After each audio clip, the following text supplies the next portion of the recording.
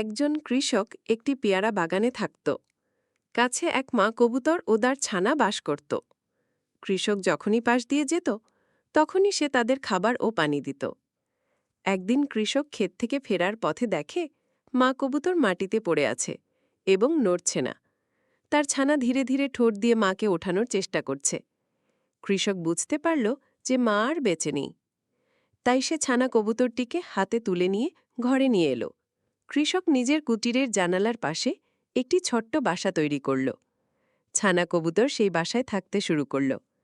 কৃষক প্রতিদিন তাকে খাওয়াত। ধীরে ধীরে কবুতরটি বড় হয়ে উঠল। এক রাতে প্রচণ্ড বৃষ্টি নামল আর পানি কুটিরের ভেতরে ঢুকে পড়ল।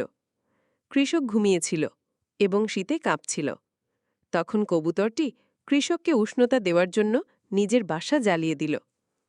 সকালে কৃষক ঘুম থেকে উঠে দেখল ছোট্ট কবুতরটি তাকে ঠান্ডা থেকে বাঁচাতে নিজের বাসা পুড়িয়ে দিয়েছে।